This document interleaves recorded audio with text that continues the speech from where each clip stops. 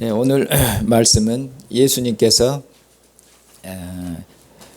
배를 타시고 갈릴리 호수를 건너가셔서 가다라 지방에 가셔서 거기서 귀신 들린 자 둘을 예수님께서 그 귀신의 권세로부터 해방시켜 주셨습니다. 그런데 그 일로 인해서 그 일과 연관해서 수많은 돼지가 죽었고, 그리고 그 일을 가다라 지방에 있는 온 사람들이, 온 시내가 그 일을 알고, 그리고는 예수님께 나와서 예수님께 우리 지방을 좀 떠나달라고 그렇게 간구하는 그런 내용으로 오늘 되어 있습니다. 오늘 본문 말씀은 처음 시작하는 부분이 이야기의 이제 시작이고, 제일 끝부분에 있는 것이 오늘 이야기의 이제 결론입니다. 결론. 이야기의 시작은 어떻게 되냐면은 예수님께서 이제 배를 타고 이방 지역인 가다라 지방에 이르렀습니다. 그런데 거기서 예수님께서 귀신 들린 자 둘을 만났습니다. 이것이 이야기의 이제 시작입니다. 자, 그러면 이제 그다음 이야기의 그다음 진행과 발전인데, 자, 그다음에 이제 예수님과 귀신 들린 자 둘, 다시 말하면 예수님과 귀신 둘이 만났습니다. 자, 이 귀신들의 운명은 어떻게 될 것인지, 귀신 들린 자 둘은 어떻게 될 것인지, 예수님께서는 이 귀신들을 어떻게 다룰 것인지, 예수님은 어떻게 이 귀신들을 처리할 것인지, 이런 것들이 이제 이야기가 점점 진행이 되죠. 이야기가 진행이 됩니다. 그리고 마지막 끝부분이 이야기의 총 결론인데, 가다라 지방에 있는 사람들이 예수님 보고 떠나달라, 그렇게 요청하는 장면으로 이렇게 되어 있습니다. 그래서 가다라 지방의 사람들이 예수님을 떠나달라고 그러니까 예수님을 영접한 것이 아니라 예수님을 거절한 것이죠. 그것이 이야기의 결론이고, 오늘 본문 말씀에서 실은 말씀하고자 하는 바입니다. 자, 그러면은 이제 이야기 시작 부분을 보십시다. 예수님께서 갈릴리 바다 건너서 배를 타시고 제자들과 함께 가다라 지방에 이르렀습니다. 가다라 지방은 갈릴리 호수 남동쪽에 위치한, 남동쪽의 그 해안가에 위치한 그런 도시입니다. 예수님께서 이방 지역에 이르렀는데, 그때 무덤 사이에서 귀신 들린 자 둘이 나와서 예수님을 이제 만납니다. 그런데 귀신들이 예수님을 보자마자 예수님이 어떤 분이신지 즉시 알아챕니다. 사람들은 모르는데 귀신들은 예수님이 누구신지를 즉시 알아챕니다. 그리고는 뭐라고, 이제 예수님을 만나자마자, 예수님을 보자마자 귀신들이 뭐라고 그러냐면은, 자, 29절에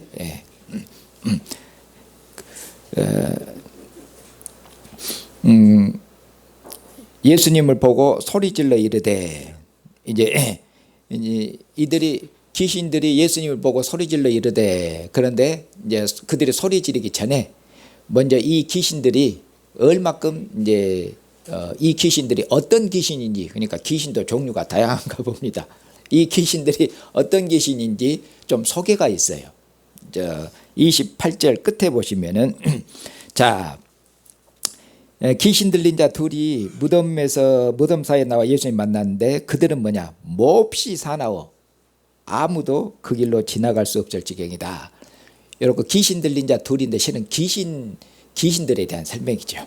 근데 귀신인데 이 귀신들의 설명을 몹시 사납다, 아주 몹시 사납다, 그 말입니다. 아주 강조되어 있죠. 사나운 정도가 아니라 몹시 사나워요.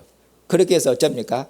아무도 그 길로 지나갈 수가 없어요. 그러니까 이 귀신들이 어디 딱 길을 틀어막고 딱 어떻게 보면 길 대목에 있죠. 요충지에 딱 있고 아무도 못 지나가. 이 지역은 이 구역은 뭐 어디 누구 거다? 예, 여 지역은 여 길로는 아무도 못 가. 여 구역은 내 구역이다 이거죠. 아무도 못 지나. 여 구역을 여 귀신이 싹 점령하고 있는 것이죠. 얼마큼 흉포하고 쌓아나온지. 그리고 이 귀신이 이렇게 아주 포악하다, 아주 싸납다 이 얘기예요. 그리고 이 얘기하고 이제 이야기가 점점 진행됐을 때 이 이야기하고 여기 귀신에 대한 소개하고 짝이 맞아들은 것이 나중에 보면은 귀신이 돼지떼에 들어갔는데 귀신이 돼지떼에 들어가 가지고 어쩝니까? 그냥 귀신이 돼지떼에 들어가서 가만히 있는 것이 아니라 돼지떼를 바다로 몰고 가서 돼지떼를 바다로 몰고 가서 돼지떼를 어쩝니까? 전부 다 물에다가 수장시켜 버리죠. 수많은 돼지를 다 죽여버려요. 그러니까 얼마큼 포악하냐 그 말이에요. 돼지가 먼저가 있어요. 돼지가 먼저가 있냐고. 그런데 얼마큼 포악하냐 그 말이에요. 얼마큼 포악해. 아마 보니까 예수님이 나가라니까 성질 났을 거예요. 어쩔 수 없이 나가는데. 그러니까 아주 이렇게 포악하고 몹시 사나워. 그래가지고 돼지 속에 들어가고 돼지를 갖다가 수많은 돼지요. 그것도 돼지가 엄청 많아요. 마가복음에서는 2,000마리라고 그럽니다. 여기서는 돼지가 많다고만 이러지 구체적으로 2,000마리라는 얘기는 안 씁니다. 이렇게 수많은 돼지떼를 갖다가 싹 죽여버리죠. 얼마큼 포악하냐 그 말이에요. 귀신이. 이 포악한 귀신이 예수님을 만났는데 이 귀신이 예수님이 누군지 즉시 알아보고는 예수님 보고 외칩니다. 하나님의 아들이여 딱 그러죠. 여기서 하나님의 아들은 삼위일체 중에 성부 성자 그 의미로서 하나님의 아들이 아니라 하나님의 아들 했을 때는 이스라엘의 왕이 하나님의 아들입니다. 이스라엘의 왕이. 그래서 예수님은 이스라엘의 왕이시죠. 그런데 종말에 하나님께서 종말에 세우신 이스라엘의 왕이고, 그리고 더 이상의 이스라엘의 왕이 없어요. 이분이 종말에 세우신 이스라엘의 왕이시며 이분이 마지막 왕이셔요. 마지막 왕. 이 귀신이 즉시 예수님을 알아보고 이처럼 하나님의 아들이여 딱 그렇게 부릅니다. 그리고 나서 뭐라고 그럽니까? 귀신이 우리가 당신하고 무슨 상관이 있습니까? 때가 이르기 전에 우리를 괴롭게 하려고 여기 오셨나이까? 어떻게 보니까 여기 보니까 그 어투를 보니까 어쩝니까? 예수님 보고 고분고분하고 엎드리는 것이 아니라 여기 보니까 예수님한테 좀 따지고 있는 장면이죠. 예수님한테 좀 따지고 예수님한테 항의하고 있는 장면이에요. 어떻게 하냐면은 당신하고 우리하고 무슨 상관이 있습니까?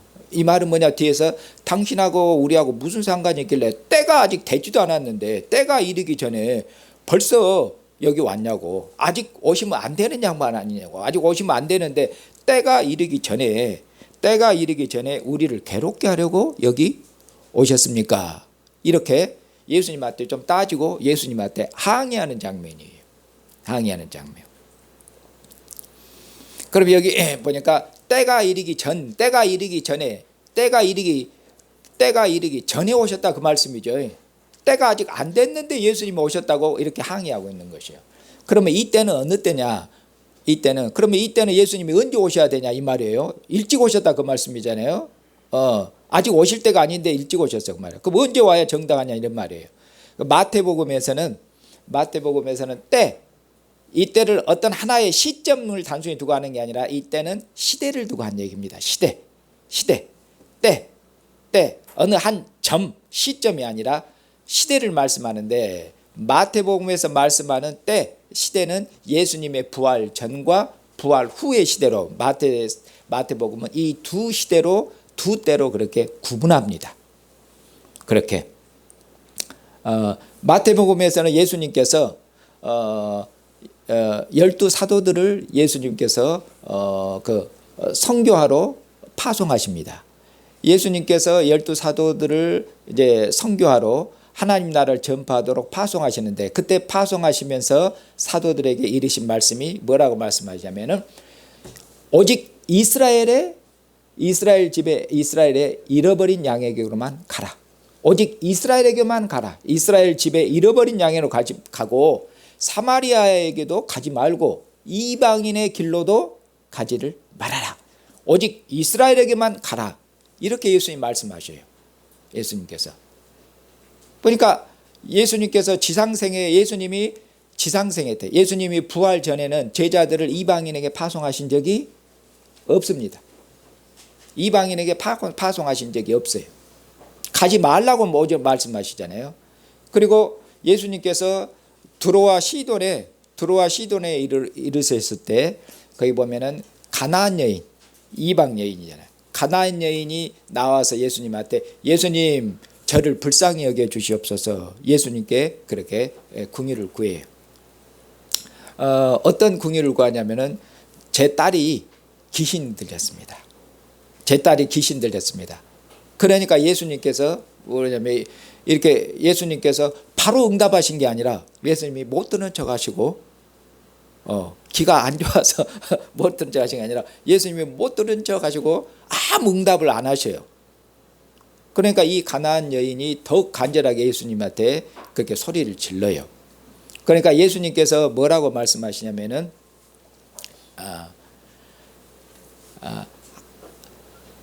하나님의 상에 있는 아버지 상에 있는 것을 그 자녀에게 먹여야 되는 것이지 개들에게 주는 것이 아니다. 밥상에 있는 것을 원래 자녀들이 먼저죠. 그러니까 밥상에 있는 그 떡을 자녀들에게 먹이는 것이 개들한테 주는 거 아니다. 여기서 개들은 유대인들은 이방인들 개처럼 취급했거든요. 그러니까 자녀의 떡을 취해서 개들한테 주는 것이 합당하냐? 이렇게 예수님이 이야기를 해요. 그러니까 이 여인이 한마디로 뭡니까? 예수님께서 너는 이방인이고 하나님의 자녀를 먹이는 것이 유대인들, 이스라엘 이 하나님의 자녀의 유대인들을 먼저 뭡니까? 먹이는 것이 먼저다. 너는 먼저가 아니다. 너희들은 개들고. 그러니까 이 여인이 개들도 주인의 상에서 떨어진 것을 먹습니다. 그러니까 예수님께서 이 여인의 믿음을 대단히 칭찬하면서 너의 믿음이 크도다 하면서 그 딸을 이제 고쳐주시잖아요. 여기서도 그러니까 이방인에게 긍휼을 베푸시는데도 여기서 분명히 말씀한 게 선을 긋고 있잖아요. 하나님의 자녀를 먼저 배불리 먹여야 된다. 그렇게 말씀하셔요. 그리고 예수님께서 부활하시고 나서 마태복음 이제 제일 끝장면 보시면은 예수님께서 부활하시고 나서 사도들을 다시 흩어져 있는 사도들을 다시 불러 모으시고 사도들을 다시 파송하시잖아요. 그때 이제 파송하시면 뭐라고 하냐? 내가 하늘과 땅의 모든 권세를 가졌으니, 한마디로 예수님이 부활하셨으니 예수님께서 십자가에 죽기까지 충성하셔서 이제 아버지로부터 하늘과 땅의 모든 권세, 하늘과 땅은 만물을 통치하는 권세죠. 하나님의 권세예요.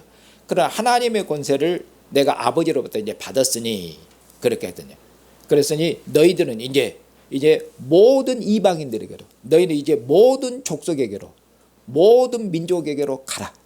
그렇게 해서 모든 민족을 아버지, 아들과 성령의 이름으로 세례시켜서 내 제자로 삼아라 하고 예수님께서 제자들을 모든 민족에게로, 모든 이방인들에게로 파송하시잖아요. 부활 후입니다. 그래서 부활 전과 부활 후를 마태복음은 구분합니다. 정확하게. 그러면은 이방인들에게 복음이 전파되는 거. 여기 마태복음도 보면은 이방인에게 복음이 전파되는 그것은 뭡니까? 그것은 예외적이다 그 말입니다. 예외적이고 이방인들을 부르시고 이방인들을 구원하는 그런 시대가 열린 것은 아니다 그 말입니다. 시대가 열린 건 아니에요. 시대가 열린 것은.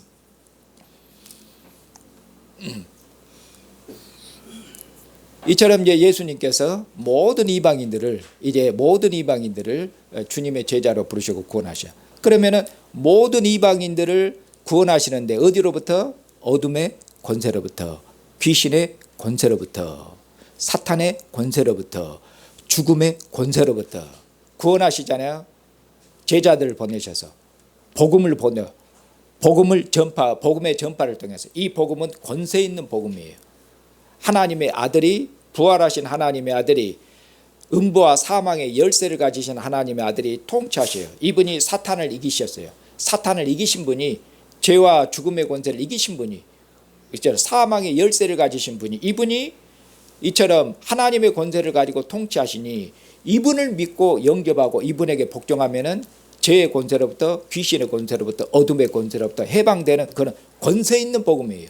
구원의 복음이며 권세 있는 복음이에요. 모든 귀신의 권세로부터 해방시키는 복음이에요. 그러니 이 복음이 들어가면 어떻게 되겠습니까? 이 복음이 들어가면은 귀신의 권세로부터 해방되는 것이죠. 그런데 이 복음이 그처럼 예수님 부활 후에 이방인들에게로 전파되기 시작했단 말입니다. 그러니까 부활 후에 이방인들에게 복음이 전파되고 이 복음의 권세로 이방인들을 어둠의 권세로부터 건지실 것이에요. 그러니 아직 어쩝니까? 아직 시대가 도래한 건 아니죠. 그러니까 귀신들이 예수님한테 왜 일찍 오셨냐고, 왜 아직 오실 때가 아닌데 왜 이렇게 일찍 오셨냐고 이렇게 해요. 그래도 어쩝니까? 예수님께서 그들의 항의에 대해서 예수님께서 들은 척 안 하시잖아요. 그들의 항의에도 예수님이 어쩝니까? 그들의 항의, 예수님이 들은 척하고 그들의 항의에 대해서 뭐라고 말씀 안 하시잖아요. 그러니까 어쩌시겠다는 말씀이에요? 그들의 항의에 대해서 이런 방구도 안 하시고 아무 말씀 안 하신 것이 안 받아들이시다고 말이죠. 그들이 항의하는데 예수님께서 아무 말씀 없어요. 그러니까 이제 귀신도 지적인 존재라 보니까 예수님이 우리 항의를 안 받아들일 것 같아. 그러니까 이제 귀신이 어쩌면은 이제 예수님께서 우리를 쫓아내실 건데 알고 있죠, 자기들 운명을. 예수님이 이제 하나님의 아들이신 예수님이 만약 우리를 쫓아내시려면은 어쩌냐? 저기 보니까 돼지떼가 있는데 우리 보고 저 돼지떼 속으로 들어가게 그저 좀 허락 좀 해달라. 허락 좀. 우리를 쫓아내시되 돼지 속으로 들어가도록 우리를 좀 허락 좀 해주라. 이렇게 예수님한테 요청을 하죠. 예수님한테 부탁한 겁니다. 부탁, 귀신이. 우리 돼지떼 속으로 들어가게는 해둬라. 우리를 쫓아내긴 쫓아내야 돼. 단 조건이 있죠. 예, 돼지 속에 들어갈 수 있도록 좀 허락을 좀 해주라. 그러니까 예수님께서 귀신의 또 부탁을 들어주시죠. 여기서 이런저런 생각을 하시면은 미리 말씀드리는데 안 됩니다. 예. 꼭 하지 말라는데 꼭 하는 사람들이 있어요. 여기서 뭐냐면은 여기서 예수님께서 귀신의 부탁을 왜 들어주셨을까? 설명이 없어요. 그리고 또 귀신은 예수님한테 왜 그냥 나가면 될 것인데 왜 또 돼지떼 속으로 우리를 들여보내주라고 또 예수님한테 부탁을 했을까? 귀신은 왜 부탁을 했을까? 그리고 예수님께서 왜 또 귀신의 또 부탁을 들어주셨을까?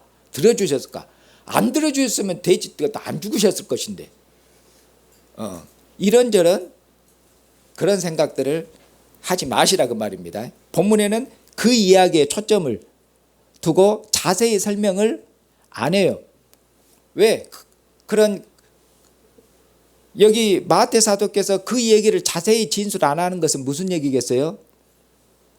자세히 진술을 안 하는 것은 쓸데없는 생각하지 말고 내가 그것은 이야기하고 싶은 것이 아니니까 내가 지금 하고 싶은 이야기에다가 마음을 두고 집중해라. 쓸데없는 추론하지 말고 쓸데없는 추측하지 말고 내가 하고 싶은 이야기, 내가 강조하고 싶은 이야기에다가 초점을 둬서 내가 말하고자 하는 말을 너희는 알아들으면 된다. 다른 걸 알려고 하면 내가 말 안 하는 것을 알려고 하는 것이 머리가 좋은 게 아니고 어리석은 것이에요. 말 안 하려고 하는 것을 어떻게든지 알려고 하지 말아라. 말 안 하려고 하는 것을 왜 알려고 해요? 그러다가 이제 삼천포로 빠지게 되는 거예요. 그리고 그러다가 미혹을 받기도 해요. 그런 점에 있어서 조심하셔야 돼요. 저도 여기에 대해서 이런저런 추측이라든가 그 추측에 대해서 이런저런 반론이라든가 이런 것을 그럴듯하게 설명하고 다 할 수도 있어요. 귀신이 왜 부탁을 했는지, 예수님께 왜 들었는지 이것을 흥미진진하게 논리적으로 신학적으로 문제없이 다 설명할 수 있는데 여기서 저자가 그걸 자세히 이야기 안 하기 때문에 이야기를 안 하는 것뿐이에요. 제가 그런 거에 대해서 전혀 생각을 안 하고 몰라서 그런 건 아니에요. 하나님께서 말씀하신 그 말씀의 본질, 그 말씀에서 강조하는 바에 집중하려고 그런 것이지 쓸데없는 데다가 그처럼 시간을 허비 안 하려고 그런 것입니다. 자, 그 예수님께서 귀신이 돼지떼 속으로 그래 들어가도록 허락을 해야 되니까 예수님께서 그래 가라, 가라의 명령형으로 되어 있죠. 돼지떼 속으로 들어가는 것을 내가 어쩐다고 그럽니까? 내가 허락하니 돼지떼 속으로 들어가라고 그렇게 명하신 것이에요. 그러니까 귀신들이 돼지떼 속으로 들어갔어요. 그리고 여기서도 또 많은 생각들을 해볼 수 있습니다. 예수님께서 귀신들에게 돼지떼 속으로 들어가라겠지 언제 돼지들을 죽이라고 명하신 적이 있어요? 없잖아요. 이런 것도 여기서 이야기의 초점이 그쪽이 아니니까 이런저런 많은 생각들을 너무 추측을 하지 마시라 그 말씀입니다. 소설을 쓰지 마시라 그 말씀이에요. 예수님께서 권세 있는 분이시야, 귀신을 쫓아내는 권세 있는 분이셔서 귀신에게 명령하셨어요. 가라, 떠나라. 귀신 너희가 사로잡고 있는 이 두 사람에게서 떠나라. 이렇게 예수님께서 명령하신 것이에요. 그러니까 그들이 떠나갔죠. 그렇게 해서 돼지떼 속으로 들어갔어요. 돼지떼 속으로 들어가서 거기서 돼지하고 잘 살지. 약간 제가 비웃는 그런 전홍투가 듭니다. 그런데 이 귀신들이 돼지떼 속으로 들어가가지고 돼지떼들하고 같이 그냥 돼지떼를 장악해서 그냥 사는 정도가 어쩝니까? 귀신들은 처음에 소개할 때 어떤 귀신이라고 그랬어요? 몹시 싸나운 귀신이에요. 몹시 싸나우니까 뭐 누구도 손 못 대자니까 한마디로 몹시 싸나웠단 말은 아주 흉포하고 포악하다는 얘기잖아요. 그러니까 이 귀신들이 돼지떼 속으로 들어가 가지고 가만히 있는 게 아니라 이 돼지떼를 뭡니까? 비탈길로 몰아가지고 비탈 아래에 저 바다가 있었는 겁니다. 비탈길로 몰아갖고 그리고 바닷속으로 전부 이제 돼지가 바닷속으로 뛰어들어가도록 그렇게 만들었고, 그리고 바닷속에 들어간 돼지들이 전부 다 몰사해서 그처럼 다 죽었어요. 그걸 말씀합니다. 그리고는 이 모든 일을 본 자들이 있어요. 누구겠습니까? 돼지떼를 치고 있는 사람들이 이 모든 일을 다 봤어요. 모든 일을 다 보고는 어쩝니까? 시내로 들어가서 이 일을 다 고했죠. 귀신 들린 자에게 무슨 일이 일어났고 돼지떼에게 무슨 일이 일어났는지 그 얘기를 다 이야기를 했어요. 그러니까 온 시내가 강조법이죠. 온 시내가 다 나와서 그리고 이제 그 벌어진 일을 다 봤겠죠. 벌어진 일을 다 봤어요. 그리고 예수님을 봤어요. 그리고 나서 어쩝니까? 그리고 이 온 시내는 어떤 의미로 이제 어떤 결단해야 돼요. 온 시내가 나와서 일어난 일을 다 알게 됐어요. 자, 먼저 일어난 일은 뭡니까? 귀신 들린 자 둘이, 귀신들이 나갔으니 정신이 멀쩡했을 거 아니에요. 예수님께서 귀신을 쫓아내셨거든요. 이처럼 권세 있는 분 아무도 그처럼 그 길로 지나갈 수 없을 만큼 그런 포악한 귀신을 예수님이 제압하셨거든요. 그러니 예수님께서 얼마큼 권세 있는 분이십니까? 그러니 이분을 어떻게 해야 되겠어요? 이분을 엎드려야죠. 이분 앞에 이분을 영접하고 그리고 잔치해야 될 거 아니에요. 어떻게 보면 이렇게 권세 있는 분이, 이렇게 권세 있는 분이, 이렇게 대단하신 분이 오셨냐고 엎드리고 잔치하고 영접하고 환영하고 이렇게 해야 되는데 그렇게 한 것이 아니라 또 한편에는 어떤 면이 있냐? 또 한편에는 뭡니까? 수많은 돼지가 죽었어요. 돼지떼가 엄청 많이 죽었어요. 마가복음에서 2,000마리가 죽었다고 했잖아요. 그러면은 이것을 금전적으로 계산하면 어쩝니까? 그 당시 이제 돼지 한 마리 값이 얼마였는지 제가 그건 조사 안 했는데 수없이 많은 돼지가 죽었으니까 금전적인 경제적인 손실이 좀 상당하겠죠. 이렇게 경제적인 손해가 상당해요. 이 양쪽 양면이 있어요. 양면이. 그래서 예수님이 아주 이처럼 권세 있는 분이고 아주 이렇게 위대하신 분이신데 이분을 모시고 함께 있다가는 어쩌겠어요? 좀 이분하고 함께 있다가는 잘못하면은 돼지떼가 죽는 정도가 아니라 뭐가 또 어떤 사태가 일어나서 어떤 경제적인 손실을 입을지 어떤 금전적인 손해를 입을지 벌써 이미 많은 손해를 입었어요. 그러니까 어쩝니까? 예수님 보고 우리 지방을 떠나가 주셨으면 좋겠다고 그냥 예수님 내 보내버리잖아요. 어떻게 뭐 쫓아내버린 거죠. 힘으로는 못 쫓아내버리고 그러니까 예수님이 귀신들 쫓아내신 권세 있는 분이라 부탁하는 것이죠. 아이고 나가주시라고 말은 이제 부탁하시고 나가주시라고 간구했지만 어쩌니까 실은 예수님을 쫓아내신 거지. 영접 안 하고 쫓아낸 거. 가시라는 거예요. 우리가 있는 곳에 있지 말고 가시라고. 여기 있다가는 우리 마을이 큰 해를 입고 큰 손해를 볼 거예요. 그냥 가시라고 쫓아내본 거예요. 어떻게 보면 우리 마을에 있지 말고는 가시라고, 얼른 떠나시라고. 오늘 이야기의 결론이에요. 이 이야기가 결론입니다. 결론. 사랑하는 형제 자매님, 예수님이 누구십니까? 귀신이 척 알아보고 있잖아요. 예수님이 하나님의 아들, 이스라엘의 임금, 이스라엘의 왕이십니다. 이스라엘의 왕이셔요. 그런데 이분을 앞에서 마태 사도께서 말씀하시기를 이분은 뭡니까? 이스라엘의 왕이신데 이분은 자기 백성을 참으로 긍휼히 여기시는 분이셔요. 이런 왕이 없어요. 세상에. 그는 종말의 하나님으로부터 임명을 받은 이스라엘의 종말의 왕이신데 참으로 자기 백성을 긍휼히 여기시는 그런 자비하신 분이죠. 이런 왕은 없어요. 전무후무한 왕이셔. 이분은 뭐냐? 이분은 어떤 분이시냐? 자기 백성들의 모든 슬픔을 짊어지시는 분이시오. 자기 백성들의 모든 아픔을 짊어지시는 분이시오. 자기 백성들의 모든 질병을 짊어지시는 분이시오. 자기 백성들의 모든 죄악을 짊어지시는 분이시오. 자기 백성들의 모든 약함을, 자기 백성들이 가지고 있는 모든 약함을 짊어지시는 분이시오. 이분은 참으로 권세 있으신 분인데 이분은 참으로 권세 있으신 분이어서 바람과 그처럼 파도를 잔잔케 하시는 권세 있으신 하나님의 아들이며 이분은 모든 귀신을 쫓아내시고 그리고 자기 백성들 모든 질병으로부터 자기 백성들을 치료하시는 문득병을 치료하시고 그리고 자기 백성들의 모든 질병 모든 부정으로부터 정결케 하시는 그처럼 권세 있으신 하나님의 아들인데 참으로 자기 백성들을 긍휼히 여기시는 참으로 그런 분이죠. 자기 백성들의 모든 연약함을 그처럼 떠안는 분이셔요.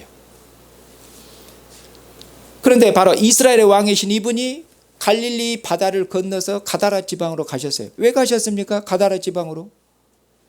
왜 가셨죠? 갈릴리 호수를 건너서 가다라 지방에 가셨어요. 가다라 지방이 어떤 지역입니까? 이방 지역 아닙니까?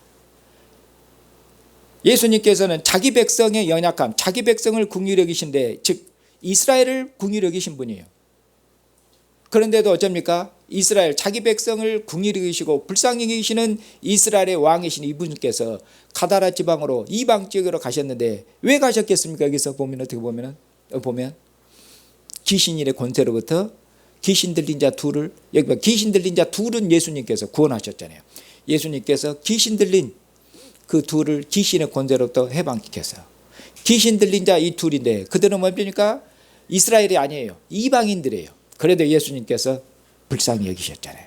불쌍히 여기셔서 이방인들을 본격적으로 구원하는 그런 때는 아니지만은 아직 그런 시대가 열린 건 아니지만 예수님께서 일찍이 아직 때가 이르기 전에 이방인들 불쌍해서 이처럼 배를 타고 건너가셔서 이방 지역에 가셔서 귀신의 권세에 사로잡혀 있는 이 포악한 귀신에 사로잡혀 있는 이 두 사람을 예수님께서 귀신의 권세로부터 해방시켜 주셨다. 예수님께서는 이방인들까지도 이렇게 긍휼히 계시고 자비를 베푸시는 분이시다. 이 말씀을 하고 있네요. 그런데 마지막 결론이에요. 그런데 이분을 어떻게 했습니까? 그런데 가다라 지방의 모든 사람들이 어떻게 했다? 이분을 이방인들까지라도 귀신의 권세 해방시키는 이 자비로우신 분인데 참으로 권세가 있으면서도 자비로우신 분인데 그런데 가다라 지방 이방인 모든 사람들이 예수님을 어떻게 했다? 예수님을 거절했다. 예수님을 쫓아냈다. 자기들의 경제적인 손실 때문에 예수님을 쫓아냈다. 이 얘기를 결론적으로 하고 있지 않습니까?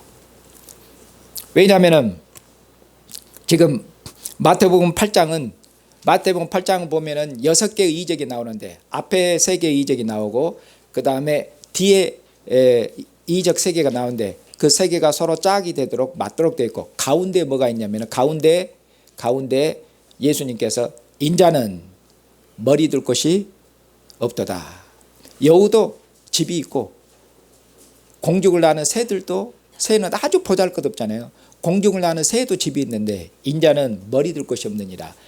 인자의 고난에 대해서 말씀했거든요. 그리고 이 고난받는 인자를 따르도록 주님께서 제자를 부르고 계시거든요. 제자들에게 이 고난받는 인자를 따르도록 말씀하고 있어요. 사랑하는 형제 자매님, 이처럼 예수님은 이스라엘의 왕으로 오셨는데 자기 백성들로부터 어쩝니까? 자기 백성들로부터 유대인들로부터 거절당하시죠. 거절당합니다. 거절당하고 그리고 유대인들이 예수님 십자가에 못 박아 그처럼 죽여버립니다. 이방인의 손을 빌려서 죽이죠. 이처럼 예수님께서는 그처럼 고난받는 인자로 머리 둘 곳이 없는 인자로 그처럼 오셨습니다. 그렇게 해서 자기 백성들한테 거절당하고 그는 십자가에 죽임을 당하셨습니다. 그러나 하나님께서는 십자가에 예수님께서 십자가에처럼 죽으신 것은 자기 백성들의 죄를, 자기 백성들의 모든 연약함, 자기 백성들의 모든 짊어지시고 자기 백성들의 죄를 처리하시기 위해서 그가 십자가에 죽으신 것이에요. 그냥 힘이 없어서 당하신 것이 아닙니다. 귀신을 쫓아내는 분이 또 예수님께서 보면은 천사들의 수억의 그런 천사의 군단을 부를 수 있는 권세를 가지신 분이 그처럼 권세는 힘이 없어서 당하셨겠어요? 힘이 없어서 가만히 계셨습니까? 힘이 없어서 그게 아니고 자기 백성들의 죄를 처리하고 하나님 아버지께서는 아들의 죽으심에서 죄를 끝내시고 그리고 아들을 죽은 자 가운데 살리셔서 하나님께서 이 아들을 통해서 이제 그처럼 죽음을 이긴 생명의 임금이 통치하시는 그런 새로운 시대를 여시기 위해서 하나님께서 그처럼 아들을 보내셨는데 아들은 십자가에 죽기까지 하나님 앞에 순종하시고 충성하셨습니다. 그렇게 해서 하나님께서 아들의 죽으심에서 무엇을 끝내셨습니까? 하나님께서는 아들의 죽으심에서 이스라엘의 모든 죄악을 심판하셨습니다. 그렇게 해서 죄를 끝내셨습니다. 죄를 심판하셨어요. 예수님의 육체, 예수님의 십자가 죽으심에 하나님께서 죄를 심판하심을 통해서 그 죄의 권세를 그처럼 끝내셨습니다. 그리고 십자가에 죽기까지 충성하신 이 아들을 하나님께서 죽은 자 가운데 하나님께서 살리셨죠. 그리고 하나님께서 이 아들에게 하늘과 땅의 모든 권세를 주셔서 만왕의 왕이 되시게 하시고 만주의 주가 되게 하셨습니다. 이제 하늘과 땅의 모든 권세를 가지신 만왕의 왕이요 만주의 주가 되신 주님께서 이제 그의 제자들을 이제 모든 족속에게로 천하 만민에게 모든 이방인들에게 이제는 보내셔서 이제는 모든 이방인들이 이제는 모든 이방인들을 부르십니다. 그렇기 때문에 지금은 어떤 때입니까? 지금은 모든 이방인들이 구원을 얻을 수 있는 구원의 시대입니다. 구원의 시대며 이제는 은혜의 시대가 은혜의 때가 그처럼 도래한 것입니다. 누구 때문에? 예수님의 죽기까지 순종하신 예수님의 순종 때문에 이제는 그처럼 그리스도 안에서 천하 만민을 하나님의 나라 백성으로 천하 만민을 모든 족속들을 모든 이방인들을 하나님의 나라 하나님의 식탁으로 주님의 식탁으로 부르는 이 은혜가 이 구원의 시대가 그처럼 열린 것입니다. 그래서 예수님께서 그의 제자들을 모든 족속에게로 이방인들에게로 그처럼 파송하고 계십니다. 그리고 이처럼 이 구원의 시대가 예수님의 부활하심으로 말미암아 구원의 시대가 활짝 열렸기 때문에 우리는 누구였습니까? 우리는 이방인들이었어요. 이방인들. 구원의 시대가 모든 이방인들을 구원하는 구원의 시대가 열렸기 때문에 이제는 어쩝니까? 우리들도 이 구원의 시대, 이 은혜의 시대에 주님의 은혜를 그처럼 받고 그리고 주님의 나라로 천국 왕이신 주님께서 통치하시는 주님의 나라로 우리가 들어왔고 오늘도 주님의 식탁에서 주님 앞에서 주님의 상에서 먹고 마시는 그런 복된 은혜를 그때 복된 생명을 그처럼 받았죠. 사랑하는 형제 자매님, 이처럼 가다라 지방 보면은 여기 가다라 지방은 여기 보니까 귀신 들린 자가 그 길목을 딱 잡고 그 가다라 지방을 어떻게 보면은 길목을 잡고 점령하고 있는 식으로 그렇게 되어 있죠. 네, 사랑하는 형제 자매님, 우리나라를 생각해 보면은 우리는 어떤 한 지역, 서울이면 서울 한 지역, 뭐 수원이면 수원 한 지역, 이런 한 지역만 귀신에게 점령당하고 그런 것이 아니라 우리 한 세대 전만 해도 어쩝니까? 우리 온 나라가 다 어쨌습니까? 온 나라가 다 귀신의 왕국이었어요. 온 나라가 다 귀신들의 지배 아래에 있었습니다. 제 한 세대 전만 해도 적어도 한 달에 최소한 한 번 이상은 제사 드렸던 것 같아요. 우리 부모님 때 그렇게 제사가 많았어요. 귀신들을 섬겼다 그 말입니다. 각종 귀신들도 많아요. 무슨 귀신도 그렇게 많은지 무슨 귀신 무슨 그 화장실 귀신 무슨 장독 귀신 뭐 귀신도 수두룩해 하여튼 뭐 그렇게 귀신들이 많아요. 하여튼 온 세상에 보니까 귀신 천지입니다. 이렇게 완전히 보니까 이 나라가 귀신에게 완전히 정면당한 그런 나라였어요. 완전히 뭐 한 지역이나 지방 정도가 아니라 온 나라가 이처럼 귀신의 지배를 받고 있었던 그런 나라예요. 그런데 이처럼 귀신의 권세하는 이 나라에 하나님께서 주님께서 하늘과 땅의 모든 권세를 가진 주님께서 누구를 보내셨습니까? 주님의 제자들을 보내셨고, 그리고 하늘과 땅의 모든 권세를 가진 주님께서 마태복음 제일 끝에 내가 세상 끝날까지 어떻게 하리라? 너희와 함께 하리라. 주님께서 제자들과 세상 끝날까지 이 권세를 가진 주님께서 함께 하시라고 말씀하고, 이 권세 있는 주님께서 제자들과 함께 하시고 제자들의 복음 전파에 이 권세 있는 주님이 역사하셨기 때문에 귀신들이 쫓겨나고 귀신들이 숨은 것이죠. 그렇게 된 겁니다. 그렇게 우리 젊은 청년들은 어떤 귀신에 대한 뭐 경험이 없어요. 근데 제 어렸을 때 뭐냐, 귀신 들린 자들도 많았어요. 귀신 들지 많았고 교회에서 귀신 쫓는 그런 것도 많이 집회도 있었고, 우리 청년들은 그것을 보지 않으니까 무슨 경험이 없고 체험이 없어서 미지근한가 모르겠어요. 그런 현장들을 봐야 되고 귀신들을 봐야 되고 눈에 그런 뭐라도 지금 이것이 얼마큼 하나님의 그 은혜 가운데 있는지, 귀신 들린 사람들 꼭 눈으로 봐야 체험을 해야 그것을 맛을 보는, 무엇을 먹어봐야 꼭 맛을 알 수 있습니까? 그게 아니잖아요. 우리나라뿐만 아니라 온 지처럼 온 천하가 다 사탄의 권세 아래, 어둠의 권세 아래 있었어요. 귀신의 권세 아래 있었어요. 귀신 들린 자들만 귀신의 권세를 있는 게 아니라 하나님께서 사람을 창조하셨어요. 하나님이 사람을 낳으셨어요. 하나님이 사람의 아버지셔요. 당연히 사람이 하나님을 섬기고 하나님을 경배하고 하나님께 감사하고 하나님을 아버지로 경배하고 것이 당연하고 마땅한 바예요. 그런데도 어쩝니까? 하나님께 경배하는 것이 아니라 사람이 만든 물건 앞에 절하고 하나님을 섬기지 않지 않습니까? 이것이 뭡니까? 이것이 어둠이에요.